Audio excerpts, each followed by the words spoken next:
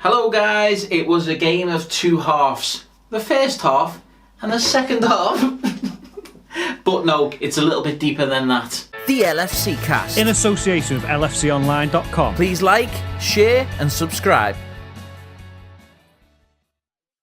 Okay, so 1-1. Yeah. A fair result, Dan?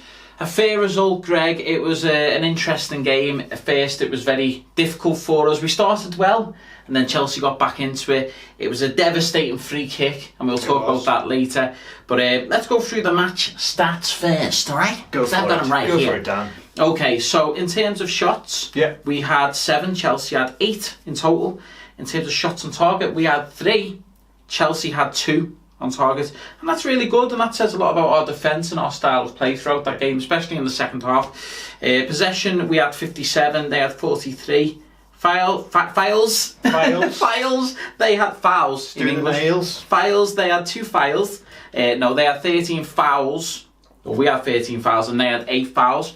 2 yellow cards to us, 1 to them, and offsides and all that. We won't go into that because that's just boring. But good game. Good result. Good result. I'm quite happy with the 1-1, are you? Yeah, I think so, yeah. You know, I was hoping for the win, as we always do, but if you think about it now, 1-1, especially with other results that have sort of gone in our favour as well tonight. Definitely, they've gone our way, Tottenham and Arsenal, so we're only a point behind them.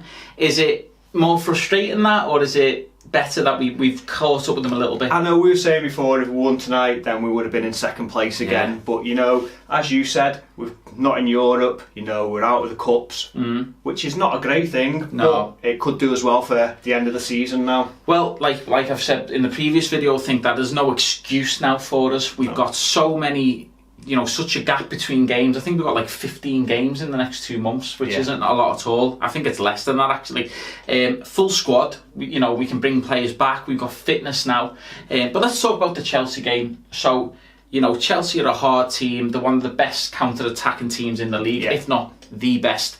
And I think that first we played into the hands a little bit. Do you think we played all right to begin with? Yeah, and I thought, you know, when you came around before and I was like, you know, we're doing well, we've had so much possession, you know, the first 5 or 10 minutes, and you're like, but Chelsea are great on the counter. Do you know what I mean? That's maybe not such a great thing. But it was scary. It's scary to play against them. And I thought we did well, and we had a few chances in the first half. Let's talk about the goal, the free kick. Now, do you think it was a free kick? I don't think it was a free kick, no. It was rubbish, wasn't it? Yeah. It was just he got in the way of the ball, he fell over. So, if anything, it wasn't a free kick. So, no matter how dodgy the goal was at first, we thought, with David Luiz, I thought it should have just been play on. But let's talk about the goal itself. David Luiz. Class goal. Class goal. Yeah. He runs out of nowhere, bangs it in. And straight away we're like, you can't take it yet. You know, the ref's not blown his whistle, we're not ready. You know, Mignolet's sorting stuff out. But as you could see afterwards, the whistle was blown. It was. There's about 4 seconds after that he took the free kick. I felt a little bit paranoid, like it was conspiracy, because I didn't hear that whistle right. And then when it showed the replay, it was like it was dubbed in. It went, okay, and if you listen now, the whistle has blown. He goes, it was like, that's been dubbed in. But it hadn't. The whistle had gone.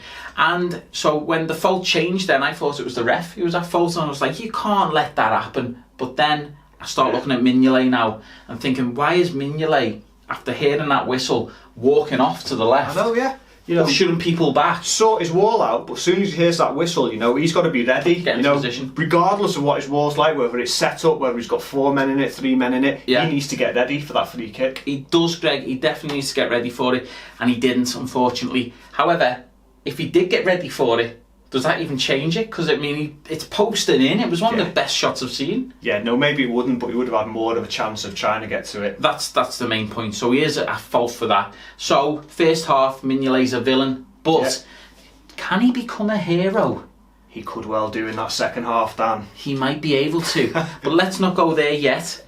After that, I said to you, didn't I, towards the second half, you know, Chelsea started building into that game then. We got a bit frustrated. A lot of challenges going in back and forth, a lot of yellow cards. And I like that, but it was getting frustrating for Liverpool, and we didn't have many chances. No. In that first half, there wasn't much else, was there? No, not really. And you've got to remember, Chelsea have got some fantastic players, and they're put together so well. They're hard to break down, and they do what you said, as we said before, on the counter. Yeah. But when we're attacking, they're a difficult team. They've got such good players there to get past. One shot I do want to talk about. I think it was in the first half. No, was it the second half with Firmino when he had that shot? It was the second half. It was the beginning of the second half. Well, let's move on to the second half now. So, perfect opportunity to speak about it. Firmino could have changed the game for me. Firmino. But, he had the chance. The ball come to him. He had so much time on the ball and he ballooned it. Yeah, he could have took a touch, couldn't he? He had more time. But if he'd banged it in the back of the net, we're all there saying, oh, he's fantastic. And he is capable of doing that. You've got to remember that. I still think he should have took a touch. Yeah. But he is capable of just hitting them first time straight in the net. Definitely. And I think that was, a key moment for us. And we could have kicked on, and in a way we did. But it was a missed opportunity for me with Firmino. And I think he's better than that. I think he should, at his level, be able to put that in. Even take a touch, slot it low if he needs to. Definitely. It was just him and the keeper. Then the game, we started getting more into the game. We started to pass and play a lot better. I thought Henderson was having a good game. He was putting a lot of challenges in. He'd done a lot of defensive work, the gritty stuff. Definitely Henderson did, and he always does that well. Of late, he hasn't done that well, but normally, he does all the gritty stuff, Yeah. But what do you think about Chan tonight? I didn't think much of him, to be honest, Greg. I found that, he'd done the basics, a couple of passes here and there, but there was nothing much from him. And I don't like, and I've said it before, and I think Carragher said it as well on Sky Sports, Chan and Henderson playing together in that position. It just makes us too static. Do you know what I mean? But it didn't affect us that bad tonight. No. But I prefer Wijnaldum and Lallana in that position. So, moving on to the goal. Yes. Well, go on, finish your point. No, I was just going to say, now Mane's back, so that might happen, Chan might go back to the bench, got Mane in there, so we can bring Lallana back a bit with Wijnaldum there. Good shout. So hopefully that'll start happening soon. Good shout. So the goal for Liverpool to make it 1-1 was Wijnaldum with another header. He's got two headers now, hasn't he? Yeah, he has. Only one head, though. Yeah, one head, two headers. Yeah. Not two heads, one header. That would be weird. Yeah. I'll tell them later about my little theory about the goalkeeping and defence. Should I tell them about that? We'll ask you guys, and in the comments below, let us know if it is feasible and what are the rules behind it. All right. So speaking about the goal, it gets bent in with a cross, and I think was it Milner who headed it back across. Brilliant header back across, nice little lofted header, and Wijnaldum puts it in. Fairly easy for him, but he had to still put it in the back of the net, didn't he? Which he did. He did. And what do you think about the goal, especially the fact that Wijnaldum's in the box? Yeah, in the right position, isn't he? He's going forward, and I think that's what we need. And we sometimes lack with passing it around on the outside of the box. Yeah. But we're not creating any chances with passing around, especially when teams have so many players in defence. We just seem to pass it around, but it's great if we can knock it like we did over. Milner puts it back across and we've got players charging in. I like the fact it was Wijnaldum there, because obviously he's in a centre midfield position. The front three are already in the box. He's ran forward.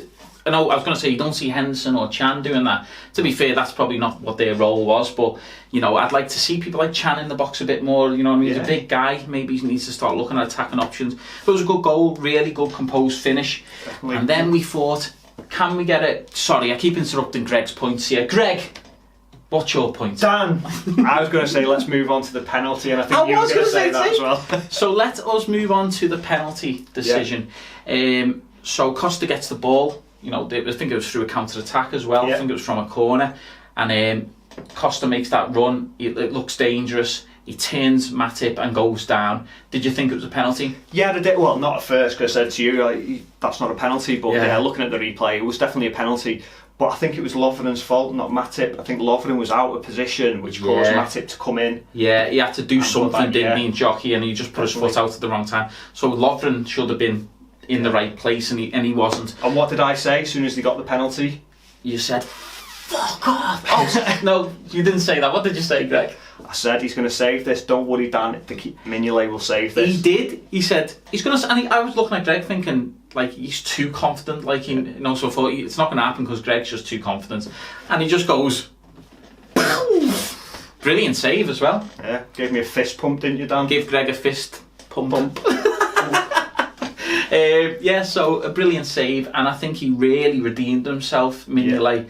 just with that penalty save. A lot of, the game itself was weird because it was a good team performance, but there was no one for me really standing out in the team. No. Do you know what I mean? Yeah. However, I think Mignolet, by making that save, has saved our life. Yeah. So I'm going to give him my man of the match, and I'm probably spoiling that because I wanted to save that, but I'm going to give him man of the match. Are you? You've just done it, haven't you? Yeah, are you? No. Okay. Right then, so it's 1-1. Yeah. It was a penalty. I was happy with that, Greg. After seeing it, he did take his foot. Costa saves it. And then we're starting to go for it. You know what I mean? We had another chance later on. Firmino with a header. I think it was in injury time, wasn't it? Yeah. And again, I wasn't happy with the header. I know you say that. You said, he didn't have any power there. Should have been a better header. He should have headed it down. Yeah. But the thing is, the ball was looping over. There wasn't that much power on the ball, so he would have had to use all his neck muscles to put that in.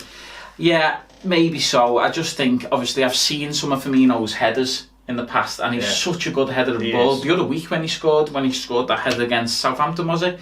Again, brilliant header, and I thought he's got potential to really get that on target, at least to the left or the right, the keeper, not just a straight catch.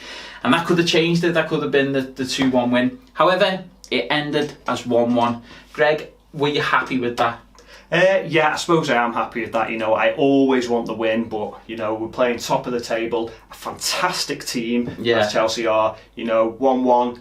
It's a good result for us. It is, especially the way results have gone recently. We've been losing to not so good sides. So to get a 1-1 draw against Chelsea is a good result, and if anything, it stops the rot. And that's the main thing, isn't it? Is that we were losing. A good draw against Chelsea. Now we can kick on.